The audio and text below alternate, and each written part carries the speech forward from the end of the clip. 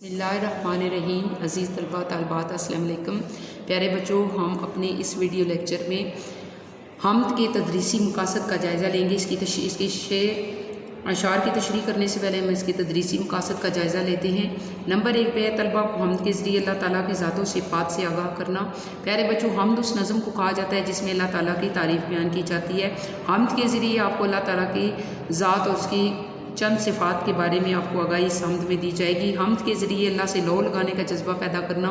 लौ का मतलब होता है मोहब्बत, यानी हम्द के ज़रिए आपके अंदर अल्लाह ताला से मोहब्बत का जज्बा पैदा होता है और आपका ईमान पुख्ता होता है। नंबर 3 तलबा को हफीज़ जलंधरी की नज़म गोई की खूबियों से रोशनास कराना। प्यारे बच्चों, आप उनकी तारीफ़ में पढ़ चुके हैं कि ज़बान की सफाई, सादगी, सोज़ो गुदास और मौसीकियत इनके कलाम की नुमायाँ खूबियाँ थीं। नंबर 4 तलबा को गज़ल और नज़म के इस्तिलाही मानी से आगाह करना और इनका फ़र्क वाज़ेह करना। प्यारे बच्चों, नज़म और गज़ल के फ़र्क को जानने के लिए आप नज़म और गज़ल के फ़र्क को जानने के लिए आप अपनी किताब के सफ़ा नंबर 5 पर आ जाएं।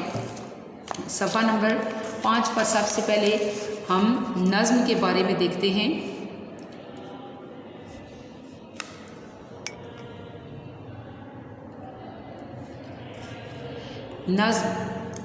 नज़्म के लुग़वी मानी तंजीम और तरतीब के हैं, यानी मोतियों को लड़ी से तरतीब से परोना।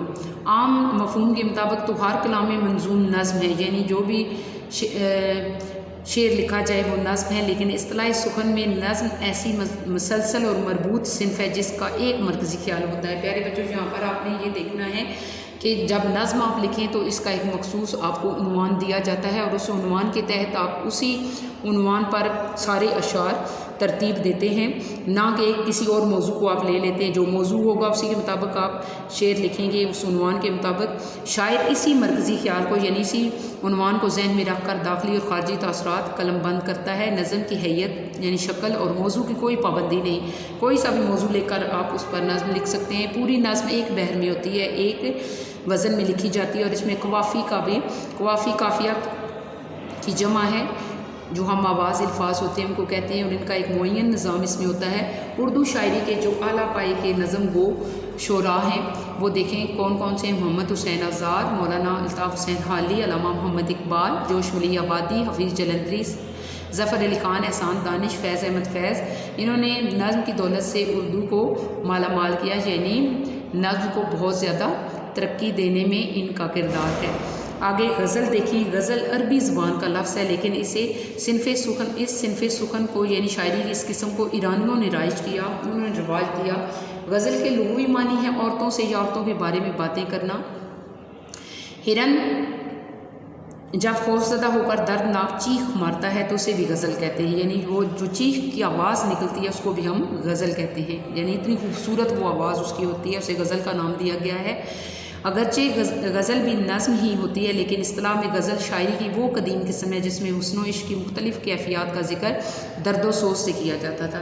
प्यारे बच्चों, ज़माने कदीम में यानी पुराने ज़माने में जब ये गज़ल लिखी जाती थी तो इसका जो मौजू होता था वो हुस्न व इश्क़ की कैफ़ियत होती थी, यानी हुस्न व इश्क़ की मुख्तलिफ़ कैफ़ियत का ज़िक्र इसमें बड़े दर्द व सोच से यानी बड़े दुख से किया जाता था।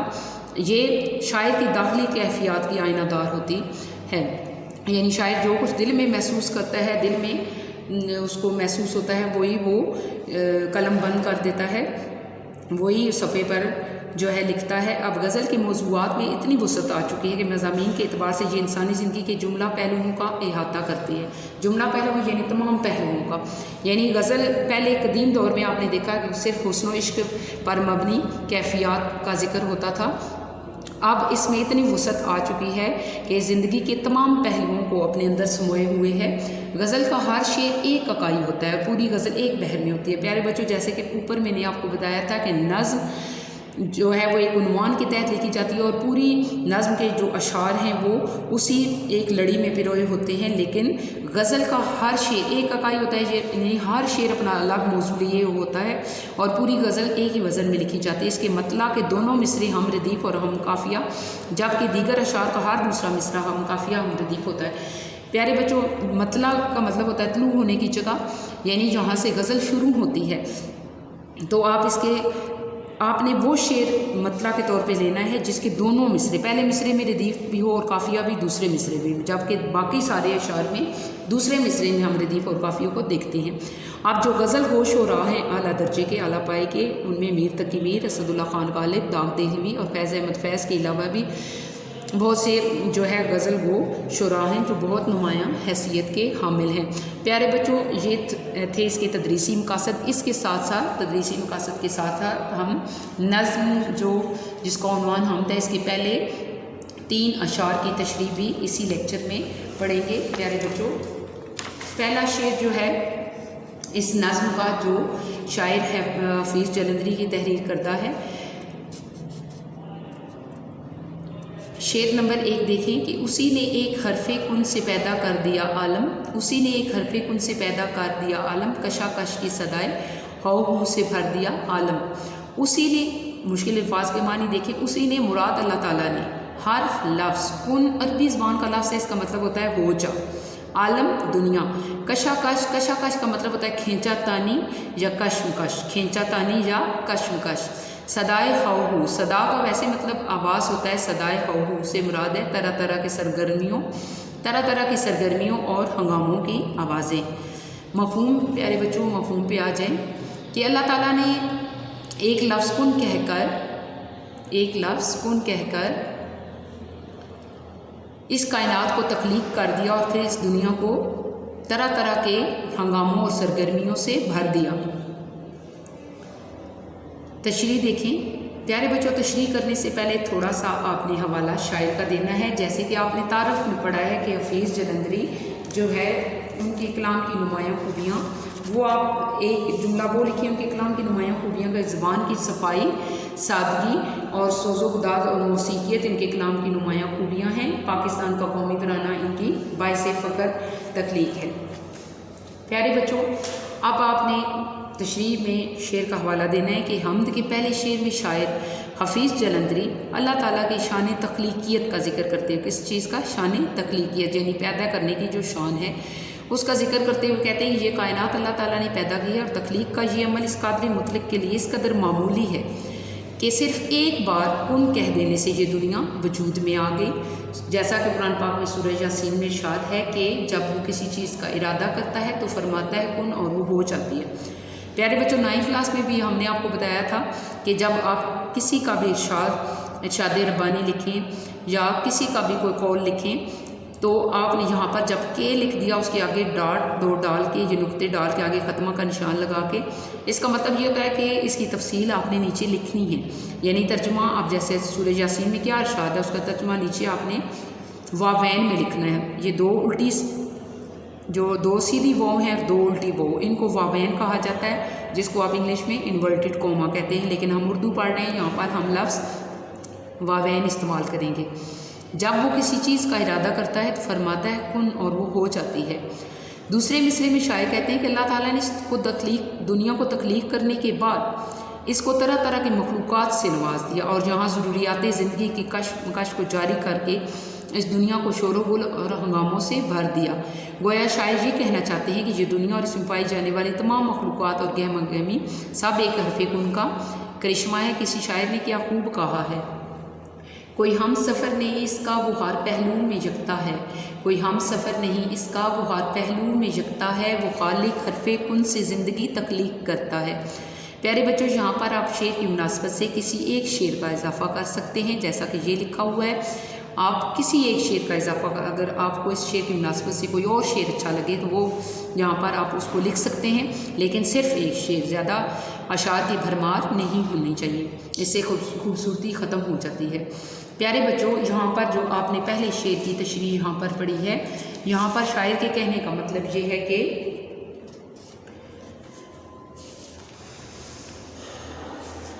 آپ نے یہ دیکھنا ہے کہ جو پہلا شعر ہے اس کو تھوڑا سا اور میں آپ کو سمجھاتی ہوں کہ آیت قرآنی ہے کن فیکون۔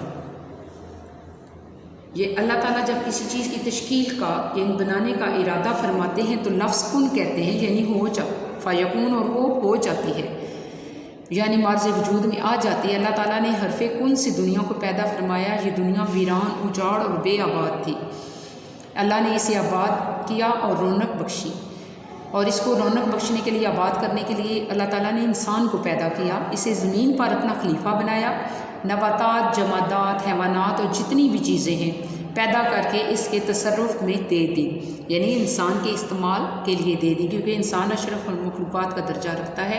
इंसान चूँकि फ़ितरतन लालची वाक़ई हुआ है, आपको पता है, इसलिए वो इन अशिया की छीना झपटी में लग गया और हर तरफ हंगामा आराई होने लगी।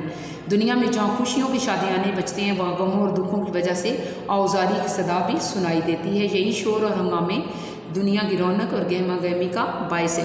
प्यारे बच्चों, इसके अलावा भी अल्लाह ताला ने यहाँ ज़रूरियात ज़िंदगी की कशमकश को जारी किया। जैसे अब हम बीमार हो तो हमें डॉक्टर के पास जाना पड़ता है, अगर कोई चीज़ ठीक करवानी है तो टेक्निकल कोई मसला है तो इंजीनियर के पास जाएंगे, अगर इसी तरह कोई गाड़ी की ख़राबी है तो मैकेनिक के पास जाएंगे। यानी सारे जो अपने रोज़गार में लगे हुए हैं और ये सारे काम मिल के तरह तरह के हंगामों और सरगर्मियों की आवाज़ों में तब्दील हो जाते हैं और यही शोर गुल का नतीजा बनते हैं, और यही शोर और हंगामे दुनिया की रौनक और गहमा गहमी का बायस है।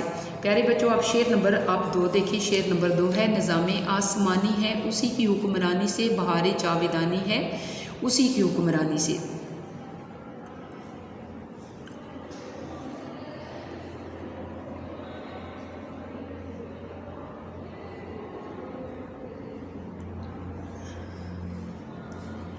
निज़ामे आसमानी है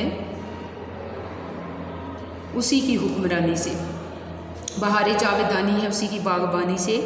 निज़ामे आसमानी, मुश्किल अल्फाज के माने देखें, निज़ाम, इंतज़ाम, आसमान। निज़ामे आसमानी से मुराद आसमान का निज़ाम, उसी की यानी अल्लाह ताला की हुक्मरानी, बादशाहत। बहारे जावेदानी, जावेदानी का मतलब होता है हमेशा रहने वाली बहार। बागबानी, रखवाली या हिफाजत। मफ़हूम पे आ जाए, आसमान का निज़ाम अल्लाह ताला के हुक्म से चल रहा है। यहाँ पर 2 निज़ाम, एक आसमान का निज़ाम, दूसरा ज़मीन का निज़ाम।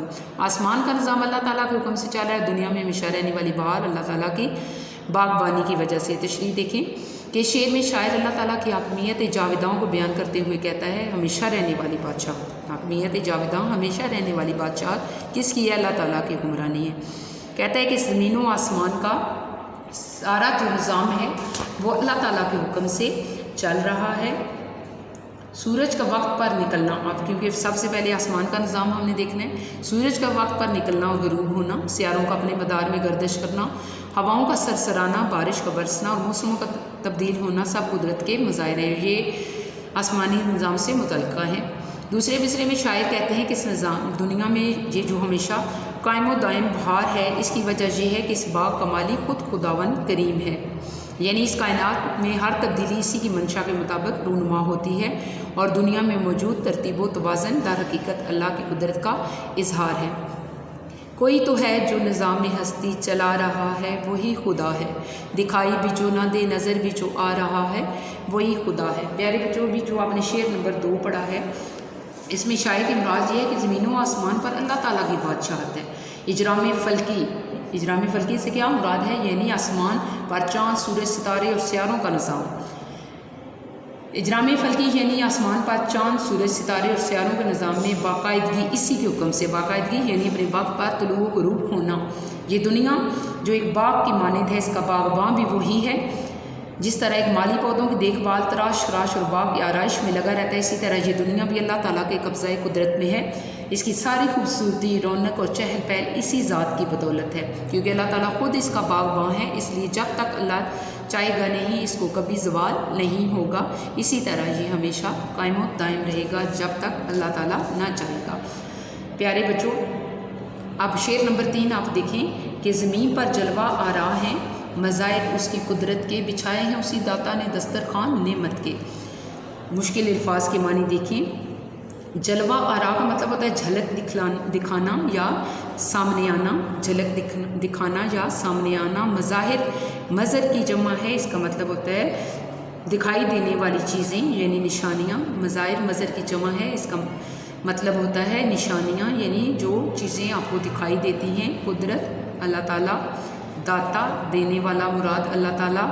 दस्तरखान वो कपड़ा जिस पर हम खाना चुनते हैं। नेमत का मतलब होता है इनाम या उम्दा शय भी आप इसको कह सकते हैं। नेमत का मतलब इनाम भी होता है, उम्दा शय भी कह सकते हैं। मफहूम देखें, इस ज़मीन पर अल्लाह ताला की कुदरत की निशानियाँ हर तरफ फैली हुई हैं और अल्लाह ही सबसे बेहतर राज़िक है। तशरीह शेर में शायर अल्लाह ताला की कामिल कुदरत और राज़िक होने की सिफ़त बयान करते हुए कहते हैं, दो सिफ़ात को बयान किया गया है, एक कामिल कुदरत को और दूसरा राज़िक होने की सिफ़त, कि हमारी ज़मीन पर हर तरफ अल्लाह की कुदरत के नज़ारे बिखरे हुए दिखाई देते हैं। मसलन दरिया, समंदर, पहाड़, वादियाँ, फल फूल, सबसे बढ़कर खुद इंसान अल्लाह के शान तख्लीक और कुदरत का मुँह बोलता सबूत है। इंसान खुद को देखे तो उसे हैरानी होती है कि अल्लाह ताला ने मुझे किस तरह तख्लीक किया है। दूसरे मिसरे में शायर कहते हैं कि अल्लाह ताला ने अपनी मखलूक को तख्लीक करने के बाद इसके रिस्क का इंतज़ाम भी कर दिया और तरह तरह की नेमतों से इसके दस्तरखानों को सजा कर इनके लिए इस दुनिया में रंगीनियाँ पैदा कर दी। सूरह रहमान में इरशाद होता है कि पस एक रोज़ जिन्नो इंस, तुम अपने रब की कौन कौन सी नेमतों को झुठलाओगे। गोया शायर ये कहना चाहते हैं कि इस ज़मीन पर हर तरफ अल्लाह ताला की कुदरत के नज़ारे बिखरे हुए हैं और वही रब है जो सबसे बड़ा राज़िक है और कीड़े को पत्थर के अंदर भी वो रिस्क अता करता है। कैसे, ये उसी की हिकमत है। बस हमें अल्लाह का शुक्र अदा करना चाहिए। बेशक वही मखलूक को रोज़ी अता करने वाला है। किसी ने क्या खूब कहा है कि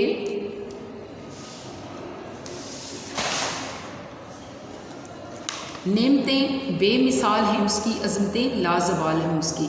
नेमतें बेमिसाल हैं उसकी, अज़मतें लाजवाल हैं उसकी। प्यारे बच्चों, अभी जो आपने शेर पढ़ा है कि ज़मीन पर अल्लाह ताला की कुदरत की बेशुमार निशानियाँ दिखाई देती हैं। ये तमाम मज़ाहिर यानी ज़मीन पर मौजूद पहाड़, दरख्त, जंगल, दरिया, समंदर सब खुद नहीं बन गए, इनको बनाने वाला कोई है। हर चीज़ अपने मालिक के वजूद का पता देती है। ये सब उसकी कुदरत का नतीजा है। ज़मीन पर उगने वाले फल, सब्जियाँ और दूसरा गला जो इंसान खाते हैं, ये सब अल्लाह ताला ही की नेमतें हैं जो इसने इंसान को अता की हैं। वो हमारा दाता है, इसने हमारे लिए अपनी नेमतों के दस्तरखान बिछा दिए। बकौल ज़फ़र अली खान एक शायर हैं। ज़फ़र अली खान अभी मैंने आपको जो नज़्म गो शुरा हैं उनमें इनका नाम भी मैंने पढ़ा था। ये उन्हीं का शेर है कि पहुँचता है हर एक मैं कश के आगे दौरे जाम उसका। पहुँचता है हर एक मैं कश के आगे दौरे जाम उसका, किसी को तशना लब रखता नहीं, किसी को तिश्ना लब रखता नहीं है लुत्फ़े आम उसका। यानी अल्लाह ताला हर एक को रिस्क देता है, किसी को भी भूखा नहीं रखता है।